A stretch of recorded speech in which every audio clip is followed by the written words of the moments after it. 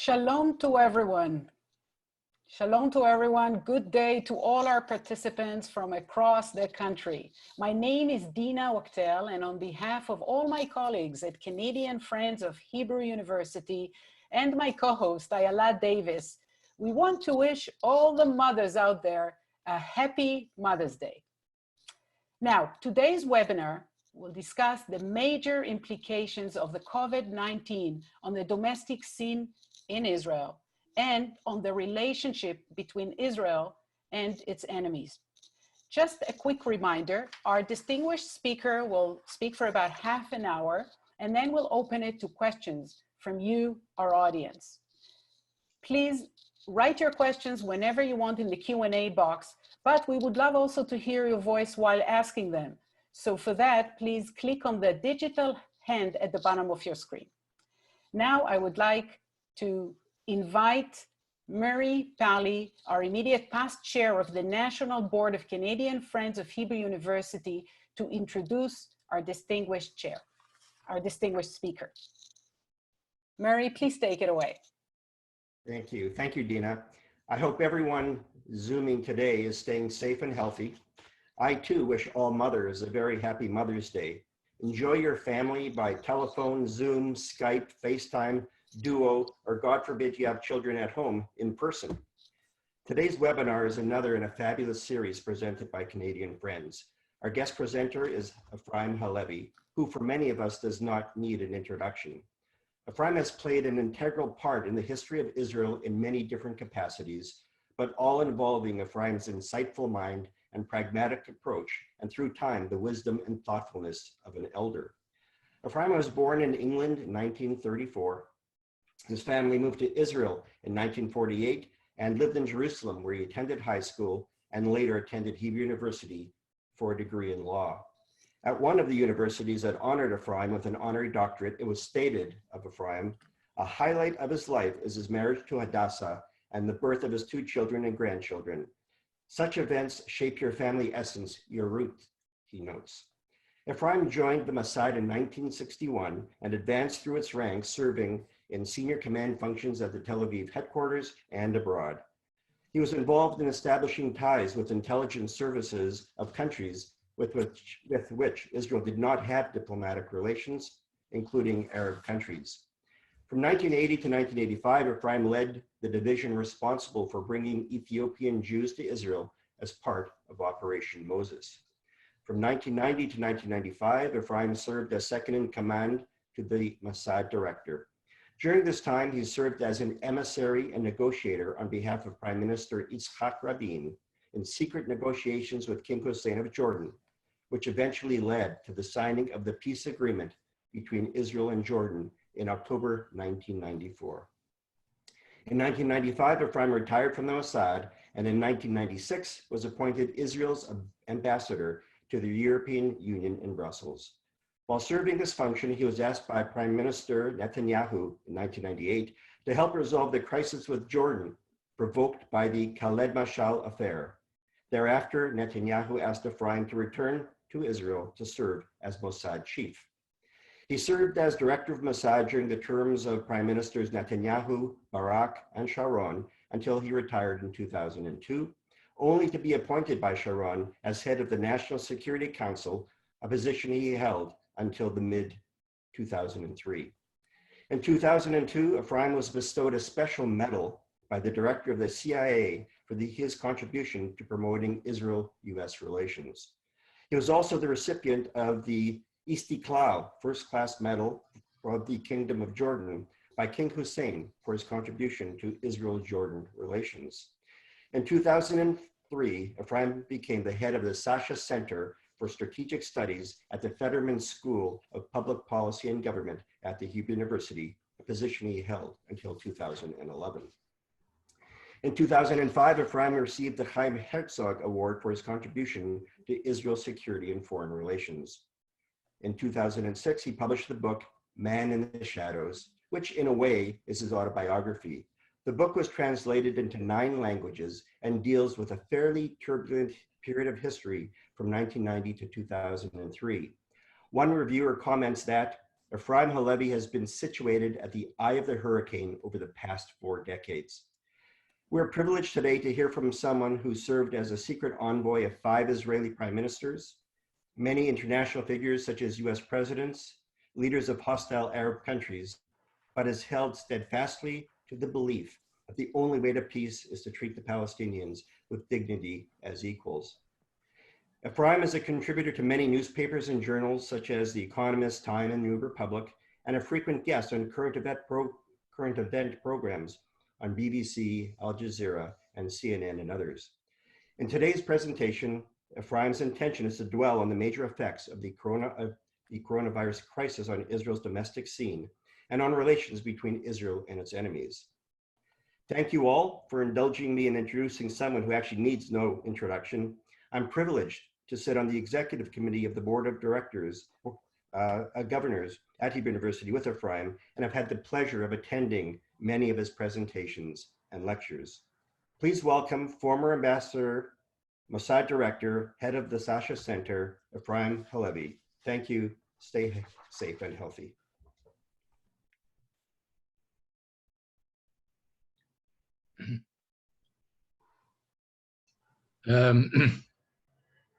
Good morning, good evening, happy Mother's Day. I didn't know it was Mother's Day, but it's a good day to meet with you. I've been talking to audiences in the last few days on the matters we will discuss this evening. Just a few days ago, I was speaking to a large group in Australia. So we're really spanning the globe, and it's only fitting that we are meeting together here this evening, thanks to the initiative of Dina Wachtel, who I got to know when we visited Vancouver a few years ago and had a very memorable visit there. I'll go straight to the point. This evening, Israel is on the verge of welcoming a new government, probably which will take office in a couple of days, probably Wednesday. It's not been an easy birth of a government. The government is a very strange being this time. It's going to be the largest government in Israel's history, with over 30 ministers in the cabinet, and another 15 or 16 deputy ministers. And this probably is one of the aspects which highlight the very, very unique situation in which we are today. On the one hand, we have faced the corona challenge like you have and all of us have, and we have gone through it for the last few months. And on the other hand, we've had an internal crisis, a hung parliament, actually. We've had 3 rounds of general elections here in this year. None of them were produced a clear-cut victory for any one party. And this is going to be a national unity government. I don't want to forecast how long it'll stay in power. As we know, prophecy is given to fools, and I generally don't like to be a fool unless it's absolutely necessary. So I don't want to say what is going to happen, but that is where we are at the moment. But internally, we also have problems which are the result of the corona crisis. On the one hand, on the medical scene, on the medical front, we've done extremely well. We're opening up the civil life, probably almost day in, day out. We're opening up our schools. We have abolished the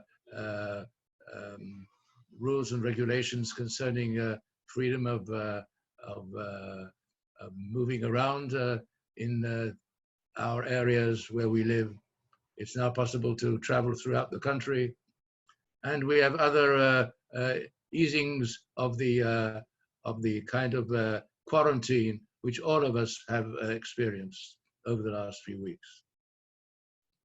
This has become possible, because of the unique contribution of the Israeli medical service, the services to Israel, the hospitals, the wider net of support for the medical services. In this, by the way, I will remind you that the first medical school in Israel independency, was established, I think, in 1949. It was in Jerusalem at the Hebrew University. But now we have medical schools throughout the country. But we have a big shortage of medical officers, of doctors, and we are facing a major crisis in the next few years because an entire group of generations will be retiring from service after a very long period of serving the people of Israel. I will mention also that within the medical service, almost 20% of the medical doctors are from the minorities in Israel, mainly the Arab minorities. And they're not just doctors in the normal sense of the term. They are people who often are leading figures in all the areas of medicine, whether it is in surgery, whether it is in the heart area, whether it's in oncology, the cancer area.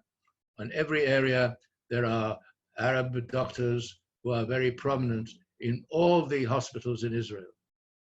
And I think this probably is an aspect which has been lost on many Israelis, but now it cannot be so any longer, because the Arabs now are not only becoming more and more integrated into Israel's society, but also being integrated in Israel's academic fields, in Israel's business fields, and in Israel's service in times of distress. And I think that one of the things that we will have to face up to after we emerge from the medical side of the challenge, and we're not through yet, we might even get a recurrence, as you know, but nevertheless, we will have to face up, because it'll never be the same again, either for them or for us. And we have to find ways and means of extending our hands to them. I want to say something about another community in Israel, a community which has also undergone a very serious experience, and that is the Haredi community, the Jewish Haredi community, which suffered the highest incidence of the corona sickness, which had to be quarantined more than any other part of the Israeli society, which was not easy for them to accept initially that this had to be done. And the result is, of course, that the younger generations in the Haredi community are also learning what they've never been able to learn before as a result of the contact they have, a daily contact with the people around us. And I believe that this also, in its own way, is going to be a soul-searching experience for the Haredi community here in Israel. And we also, the majority, should extend our hands to them. And I hope we will, because the number of Haredi young people who have purchased cell phones, not kosher cell phones, but normal cell phones, has gone up exponentially almost daily. And they have been exposed to not only to the majority in a way they've never been exposed before, but they have learned that we have to live together more than we have ever lived together before. And this is also going to be a challenge of the government. I don't know how they're going to do it. And this will be a serious situation, because at the same time that we're talking, within a few days, the Prime Minister is going to face charges in the Jerusalem District Court, which is also an event which is causing a lot of flack in many ways. So we have a combination of unique experiences which have all come together very, very soon, and are not in any way having a sequence of importance.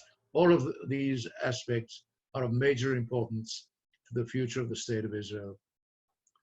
And last but not least, we are facing an economical crisis, as you are in Canada, as all the countries of the world are facing. And here we have, out of a 9 million odd population, we have over 1 million people who are unemployed now. We have large sectors of society which are going to undergo extreme suffering, mainly in the business area, mainly in the area of entrepreneurship, mainly in the areas in which people are going to find themselves unemployed and without any prospect maybe of employment in the immediate future. And every evening on Israeli television, we have people appearing one way or another, telling their own life stories, telling the predicaments they are going to face. People are going to close their restaurants or close their hairdressing shops, or going to find themselves, instead of doing some of these things, working as low-level labor in the large groceries and the large shopping malls in Israel.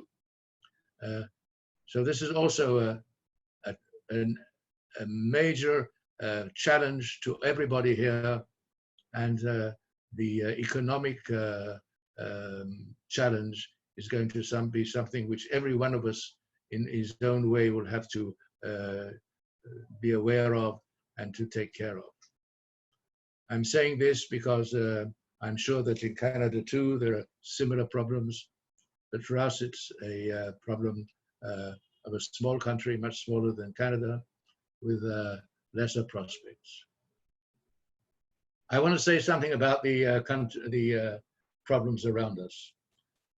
Corona has not only hit us. Of all the countries in the region, probably the worst hit was Iran. Iran is undergoing a very, very serious experience. The figures they are publishing about the number of dead is certainly very, very incorrect. The number of dead are much larger, but they've continued to try and to maintain their positions outside Iran, especially in Syria and in Lebanon. And we, despite the fact that we have been battling Corona, the Israeli Air Force has been very active in the last few weeks, exceptionally active in the last few weeks. And in the last week, actually, although we never take credit for this, but we say this is from foreign sources, that is the kind of euphemism we are using. We've used it for a long time. We have hit major chemical and biological centers in Syria. One of the centers is a center that I remember in my long period of service in the Mossad. It was a very, very important target for us over many, many, many years. And it is a center of great significance. And the damage which has been caused there is a damage, I think, which is, it'll take them a long time to repair, if at all. So maybe, shall we say, in a strange way, Corona has also had a different kind of effect on our relations with our neighbors, our relations with the Palestinian Authority, with which we have to cooperate in order to prevent Corona entering into our areas. Especially in Jerusalem, by the way, there's been a move of cooperation between the municipality and the eastern part of Jerusalem, which is not part of Israel, at least for all intents and purposes. And here again, there have been meetings of people and joint efforts, the like of which we've never seen before. And maybe surprisingly also, We have had a kind of a relationship with the Hamas on this, and we have trained the Hamas people, bringing some of them inside Israel, inside the heartland of Israel, bringing them, for instance, to the Sheba hospital for training, how to conduct their activities in the Gaza Strip concerning Corona. Now, don't be misled. We're not on the eve of the days of the Messiah. That is not so. But yes, this is an opening. And therefore, it is not surprising that at the same time, what was up to now a deadlocked situation concerning the problem of 2 Israelis who are being held in Gaza and 2 bodies of soldiers who were killed in the last major round of fighting. And there is a major effort about, which is also being led by foreign powers, the Swiss, the Germans, and others, in order to try and bring about a solution to that problem. I want to say something in a more general way concerning the way the world has been going and the way the world is changing in front of our eyes. We see what is happening in the United States of America. This is earth-shaking. It is something which nobody could have ever conceived of before. I don't want to prophesy what will happen in the United States, but certainly the United States, after this wave of Corona will be over, will be a different United States. And especially now that we are in an election year, including the election for the presidency. The economic situation in the United States is dire. The number of people who are unemployed in the United States is rising all the time, as are the dead. The largest number of people dying throughout the world are in the United States of America. And Israel will also have to look at this, not at the moment, but in the future, in a different way than we have looked at it up to now. We're having a visit here in the next 2-3 days of the American Secretary of State, Mike Pompeo, who's going to meet with the Prime Minister and the, how should I say, the parallel Prime Minister, Mr. Gantz. This is also going to be something new. But whatever the subjects he's going to discuss are going to be subjects which will not deal with a problem like the future of United States aid to Israel. Nobody's talking about it at the moment. The last major step on this issue was made by President Obama 5 years ago, when he signed an agreement, a 10-year agreement of affording Israel military aid and defense aid to the tune of $38 billion. Can we assume that after this is over, we're going to get a similar package for the following 10 years? I think it is not in the bag, and I'm not sure the United States would be capable of or willing or interested in doing it in this way. But the United States is undergoing a very, very difficult time, and I don't assume that the issues that I've just mentioned are going to come to the fore at the moment. But since we won't be speaking over the Zoom so very soon again, I just mentioned this to you. And there are other things which are happening in Europe, throughout Europe. And there's one country in Europe which is receiving less attention than it should, and that is Russia. Russia today is in the midst of a spike, a very, very dangerous spike in the number of people who are sick there. The numbers which are published are not the true numbers. For instance, in Moscow, the official number is 100,000 sick people. The mayor of Moscow has said himself that this is not a true figure, and it is at least 300,000, maybe more, just in Moscow alone. We have a situation in Moscow where You have a series of suicides of doctors who have fallen from hospital windows. And this is something which has to be taken into account. I'm saying this, and I come at last to China. I don't want to say too much about China at the moment. If it's interesting to you, then you might want to touch upon it. But I have a few things I might want to say about China as well. In all, it's almost commonplace to say that what was will never come back again. And we are entering into a new zone, a new area. There's going to be something different, almost in every walk of life. And we will have to look how we face this. I'm saying we. I'm saying all of us, the young people and the less young people. We had a little tiff here in Israel over how to deal with the elderly community, in which I participated publicly. The number of people in Israel who are in the category of the elder population is over 10% of the population, over 900,000 people. And the idea that you could consign 900,000 people just to staying where they are in their closed rooms and try and forget them because they are a burden on the community, this is unacceptable. And I went out publicly and gave an interview on this, which became viral.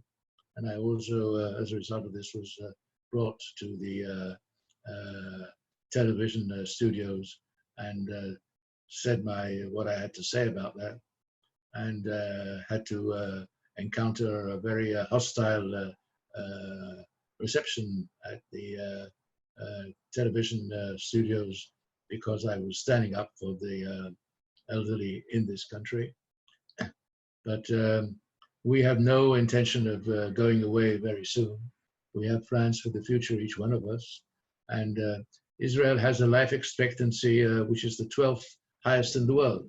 And I said, maybe facetiously, maybe sarcastically, that I don't think that Israel will have to set up a commission to find out how to lower the life expectancy in Israel. I don't expect that this is going to happen. So luckily, about a week ago, the bar of the age of 67, which was the bar which was decided by the government as differentiating the elder population from the younger, has been removed. So we have been released from this kind of decision, and we are free again, and we are fully fledged citizens of the country of Israel. I will, with your permission, leave it here. And since I understand that we might be able to discuss some issues which are of interest to you, which I have not dwelt on too much, so I rest my case at the moment. And this was a kind of a, shall we say, a rapid flying trip around the world on the situation as it is today. Thank you very much, Efraim. We'll move to the questions from the audience. And we have a question from Marilyn Kresner. Marilyn, please unmute yourself.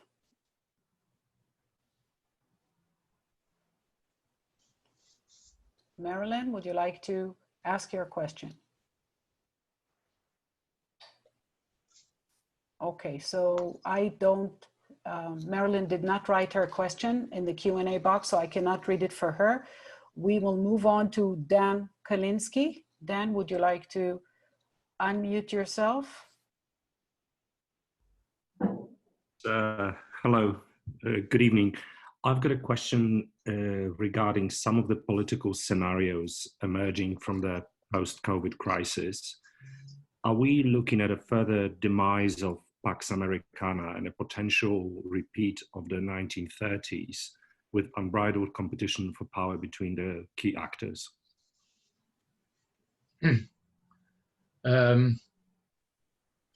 I think it's too early to say. We don't know. We know a lot about what has happened in the United States. We know much less of what has happened in China. China has also undergone a very, very severe crisis. Let there be no mistake about this.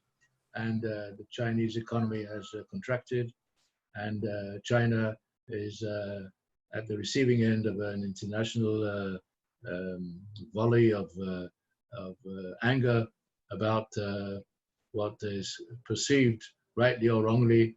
I can say something about it in a moment if you're interested. Rightly or wrongly, as withholding vital information as to when and how and all this began. So when you say Pax Americana, we were already in the process of a change in the Pax Americana before this crisis. I remind you that the President of the United States had began a realignment of his foreign policies, and he had begun to withdraw from the Middle East. He began his trips in the Middle East when he went first to Saudi Arabia shortly after he became president, and there he signed an MOU, memorandum of intention of something like $100 billion worth series of arms sales to Saudi Arabia. Well, these intentions, which the United States welcomed because it was important also for American industry, the big military-industrial complex, which is a very big one in the United States. This has been the source of great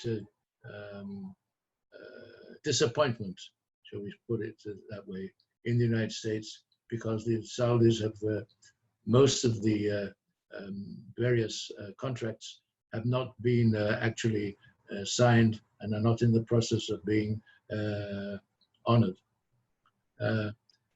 The whole idea of Pax Americana in the Middle East is something which the United States has certainly decided that it didn't want to do. The president himself said at one moment that in the course of almost 100 years, the United States had spent trillions of dollars in the Middle East and got nothing in return. I'm quoting him. Well, I'm not sure they got nothing in return.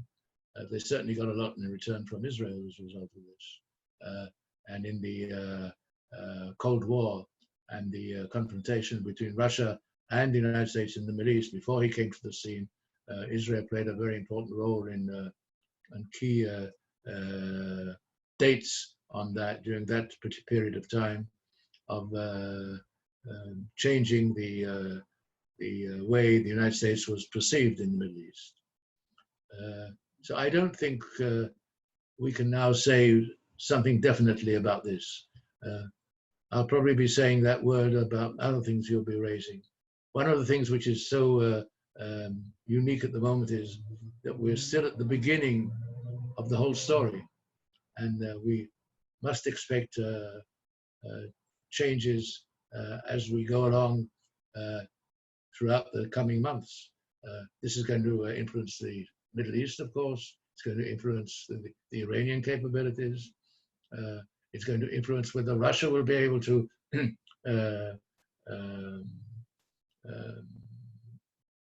set aside capabilities it had decided before to set aside in order to strengthen its position in the Middle East.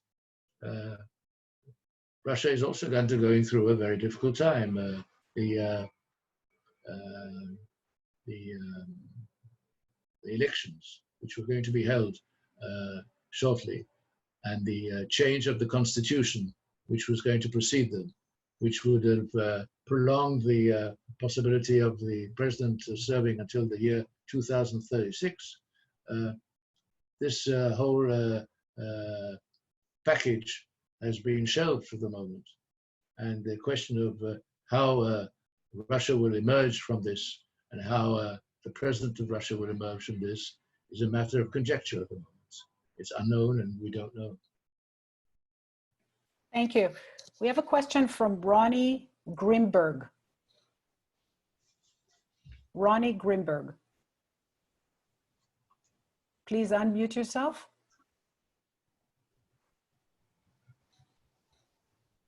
Okay, the question is, can you comment on the technological intrusive measures on Israelis and their impact to civil rights? This has been the subject of major contention in this country. And I'm not a bystander on that. I spoke out publicly on this at the very beginning that this matter came up. And I said two things publicly at an event which took place without the presence of people, but over 600,000 Israelis were present through Zooms and so forth at this event. It was in a very early stage of the coronary crisis. And I said that the use of what we call emergency powers, emergency legislation, which was put in place by the British mandatory government in order to rule on key issues in Israel, is a very slippery slope. And I said that the danger would be that we would become ultimately change our status from being citizens to being subjects. Well, in the meantime, this has been augmented, as you know, with the decision to be able to use capabilities of the Israeli Security Service in order to place and to pinpoint people who are ill of coronary of the corona illness without their knowing it. And this is considered to be a very, very useful tool. But the whole idea was that this was going to be temporary. Once we used to say in Israel that there's nothing permanent like something temporary. And I think that this would be a very, very big mistake. One of the issues which this new government will have to deal with is whether this will continue. And I think there will be a strong strand inside the government which will try to limit this as far as possible. This is indeed a very dangerous turn of events if we continue along this path. And there are many people who think likewise. Thank you. Next question from Benjamin Rubin. Benjamin Rubin. Yes. The coronavirus, which attacked all the world or went out throughout the world, was kind of like a national stress test in which various societies and various nations had their social solidarity and their political systems tested. And overall, Israel did very well, based on the numbers and the way it responded promptly and so on, whereas the United States, for example, is doing terribly. And this is happening at the same time that there's a kind of rise in borders. You know, suddenly borders are shot up and strong national sentiments expressed and a declined appeal of globalization. And could you comment on how you see these kind of issues interacting of national competition and nationalism and comparative social standing?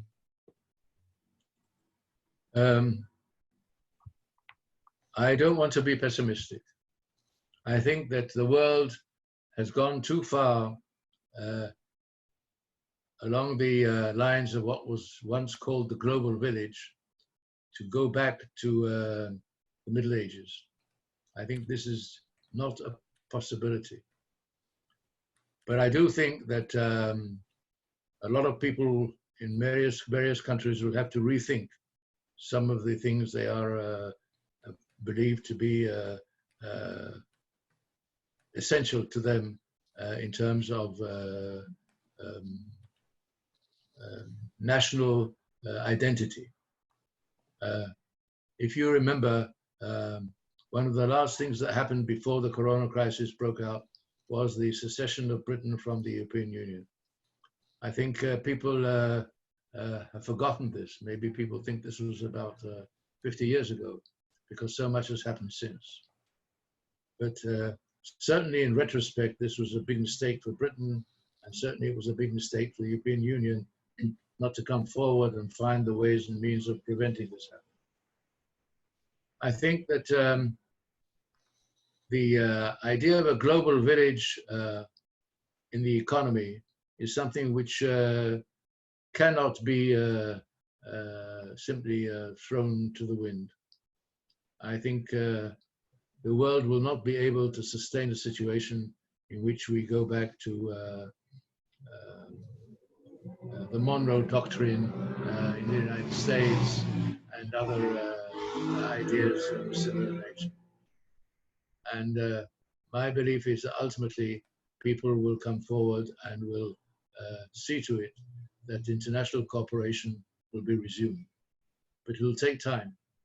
And this will necessitate a renewal of air transport, a renewal of the tourist trade, of nations coming together and meeting with each other. But it'll take time also because of the medical requirements which arise from the corona threat. Corona is not going to have an effect on the health of the people in the United States. As we already see, it has an enormous devastating effect on the economy, on the economy in every country in the world. And we're going to have millions and millions of people who are unemployed in all countries of the world. And this is a situation which is unsustainable. And the world ultimately will have to get together and find solutions which will not be solutions which will just be related and which will be compartmented solely to one country or another. We will either live together or, God forbid, fall together. And I think in the end, we'll have to find ways and means of living together. Thank you. I do think, and I'll say one last thing, that as far as what is going on in the Middle East is concerned, the effect of the corona issue can be a lever to creating a better chance of living together in not in peace, but in a non-war situation between us and our neighbors. Thank you. We have a question from Jerome Badirim asking, what does you think about the rhetoric surrounding USA and others' condemnation against China? Will it destabilize Chinese Communist Party?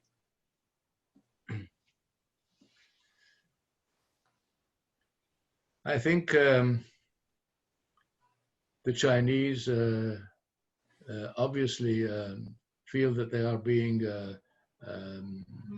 unjustly accused of a whole list of things of which they deny. But I think here again, the question is not only whether China acted wrongly. I think they did act wrongly, certainly in the initial stages of this. And they're still acting wrongly by not fully cooperating and offering full transparency as to what happened in those fatal months of October, November, December. I'm saying October, November, December because only in January were things coming out quasi-officially, but this happened long before. And that's quite clear now. But the relationship with China is a convoluted one. The relationship, for instance, between China and the United States is a relationship in which the number of students from China were studying at any one time in United States academic colleges and universities is something around the nature of 600,000. And they pay extremely well for their tuition. Just an hour ago, before I was talking to you, I was reading an article about what's happening in the British system of academy. In the British system of academy, 20% of the students are Chinese, but they pay for the tuition, their tuition, 4 times more than the British pay for their tuition. And the result of this is that the weight of the Chinese inside British Academy is such that if tomorrow morning the Chinese would simply walk away, the future of some of Britain's oldest established universities would be at stake. I'm mentioning this because the interdependency has been created over many, many years. And therefore, when we speak of how to deal with China and how to get them to cooperate, is in itself, I think, a challenge to American diplomacy and American capability of trying to find a way of talking to them. It's a challenge for them as well, of course. It's not just a one-sided one. But however angry we might be with the way the Chinese have been behaving, and however right and however justified may be, being justified doesn't make things better. And I've learned over the years that in order to cooperate, to live side by side, to find channels of understanding, you have to be a little less judgmental, even if you are convinced that the other side is erring and is mistaken in the way they are behaving. The Chinese are not easy clients. We have had serious problems between Israel and China in the past, over the last few years as well. We have had confrontations with the Chinese. We have misunderstandings with the Chinese. They are not an easy client to deal with. But I think in the end that simply turning your back on China is not an option. You can't turn your back on a quarter of the population of the world. You can't do that. And you can't do it and expect that you will be able to get away with it. So I think we have to look at this in a broader manner and to be aware of the additional aspects, some of which I mentioned to you this evening. I must tell you that the effect of COVID on the relationship with China is on the minds of many of our listeners today, because we get many, many questions on that topic. Moving on to a question from Stephen Lipper. How will COVID affect the future of the Arab countries in the area and their relationship to Israel? Will Israel draw closer to its neighbors even as it prepares to annex the Jordan Valley? This is going to be a subject, again, which will be on the front burner of the new cabinet. And it is a subject of disagreement between the two partners to the cabinet. I think that when it comes to countries who are further away from us, for instance, like the countries in the Persian Gulf, with whom we have received and witnessed a golden period of cooperation. Much of it was not public, but this is a result of seeds which were sown many, many, many years ago. I, for one, for instance, visited Oman, which is a key figure in the Persian Gulf because it controls the entry to the Persian Gulf at the southern end of the Gulf. I visited Oman first in the year 1975, which is, I think, 45 years ago. And I met the ruler of Oman at that time, who died a few months ago, who was in power for a very long period of time. I met him at his command post on the border between Oman and Yemen, at the time when there was a war between Yemen and Oman. And we were able to do a few things to enable him to get the upper hand. Now, I'm saying this as an example because I think that our relations with the Arab world as a result of COVID-19 will certainly not only not be damaged, they will become even closer. And I think that they will benefit from some of the activities which we are carrying out, some of our experiences which we have in dealing with the COVID threat, which we can share with them.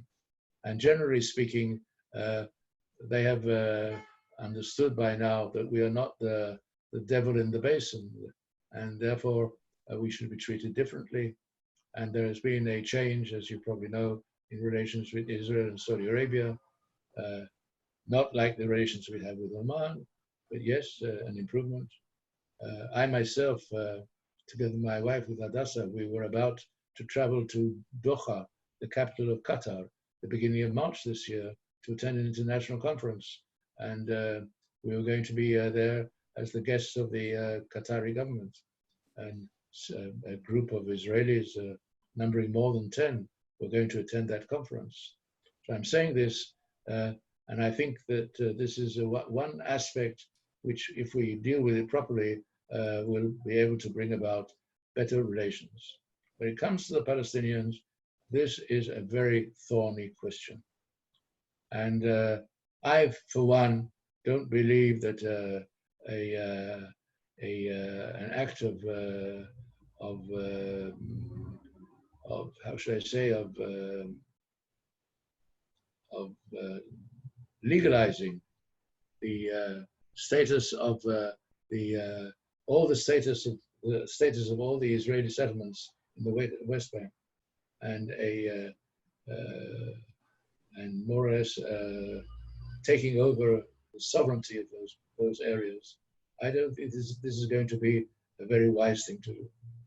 But I am also aware of the fact that there are strong forces that are proposing this, because actually it's a matter which has been agreed between the Prime Minister of Israel and the President of the United States in the special plan which they have been put forward, about which I'd like to say as little as possible, because I don't want to get into trouble, too much trouble than I have got in up to now in this conversation. But that's a different matter, and we can take care of that one way or another.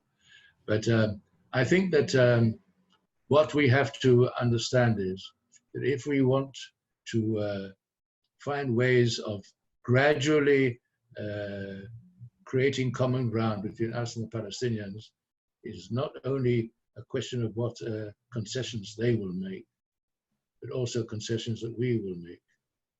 And we are the stronger of the two. We are stronger than them. We have overcome them. We have fought them, and by and large, we have been the winning side.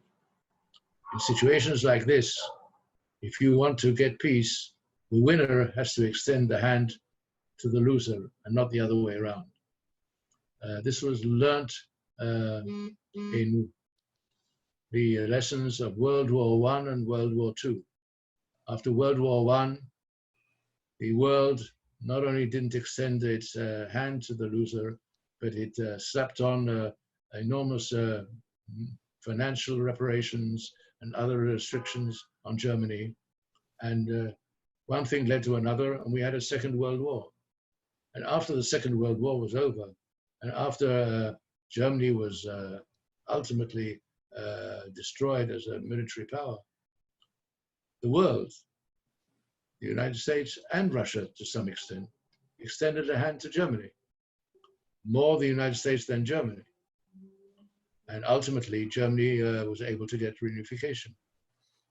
And without the American help, without the Marshall Plan, as it was called, named after General Marshall, who was then the Secretary of State, the Germans would not have been able to do this. But the idea that in the end, in order to live in peace with your enemy, you have to pay the price of putting him on his feet.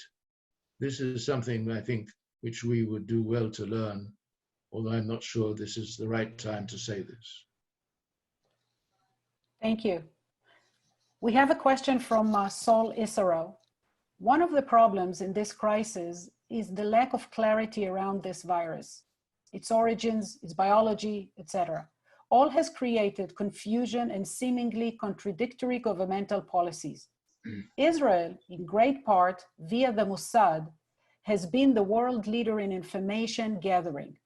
Can we look to Israel's policies to guide other countries, or is it almost as much in the dark as the rest of the world? Because its survival is always at stake, and the stakes always appear greater to us. In essence, please reassure me that Israel knows more than is publicly out there. Well, let me say this. Generally speaking, I can reassure the questioner that Israel takes pride in knowing more than is normally known in public on most issues. Whether this is the case on China, I don't know.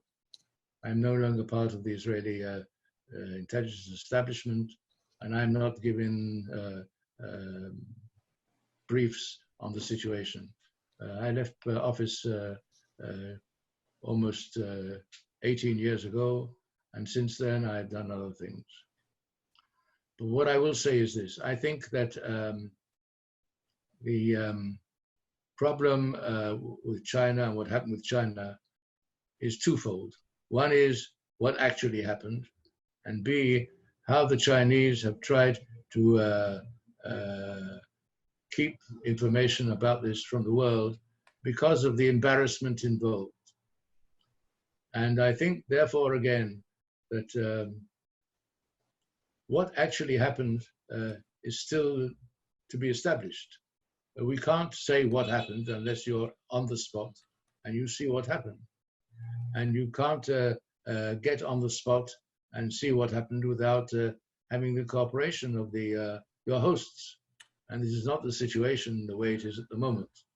And without having any knowledge of this, I would be very surprised to hear if Israelis are now in China and being exposed to the real information concerning this by their hosts. I don't believe that this is the case. So I think what we have to do is this, and that is to not to play a very prominent role in this issue. I think Israel would be well advised not to stick its neck out on this issue. Whenever we have been in the hairs of the Chinese and the Americans together, we have had to pay a price. We had to pay a price when we had a crisis, when Israel was helping the Chinese to build a new aircraft, and we had to cancel a very, very big contract we had with the Chinese. This was in the year 2000. I was then the head of the Mossad. And I suppose I knew something about it, although I have more or less washed my brains from most of the information I had at the time. But I'm not in any way unfamiliar of what has happened. These were major crises.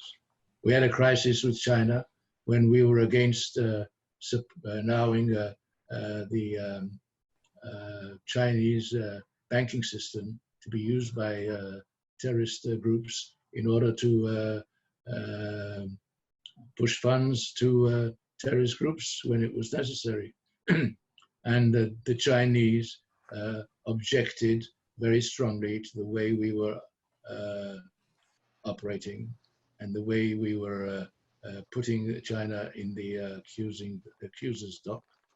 And we had to lower the rhetoric, and we did. So what I'm saying is, I think that on this particular issue, I think that we would do well to let the others get to the bottom of it, together with the Chinese. And maybe this is against our grain sometimes, of sitting in the balcony and watching the others play on the stage. But I think that maybe we would be well served by doing it on this particular issue. At the same time, of course, we are trying to do our best to find a solution in the field of a vaccine. There's now a race going on in the world who will be the first to produce a vaccine. Israel is in the race. Oxford University is on the race. Americans are on the race. Drug companies are involved in this because it needs a lot of financial investment in order to carry out large projects of testing and so forth. In this, I think we can do what we can, and I think we have much to contribute. But I wouldn't think that it would be good for us to delve too much and to dwell too much on this particular issue. There are enough. The Chinese this evening, an hour before we were meeting, have published a big document in which they catalogued 24 mistakes in the American presentation of the way China acted. And I'll be very surprised if Israel will get up and say what it has to say about it. I haven't seen the document yet. I think we could let others sometimes play the major pieces in the orchestra. Thank you. This will bring our webinar to an end. Our sincere apologies to all the many questions that remained unanswered. We will have to do it in round 2. We want to thank you, Efraim Halevy, for your precious time, spending your time with us today, sharing with us your wisdom. And thank you to Murray Pally for introducing our speaker. And to all of you, be safe and have a lovely rest of the day. Goodbye. Shalom to everybody, to every one of you. And thank you for listening to me. And I hope it won't be long when we meet on Canadian soil. Thank you. Thank you.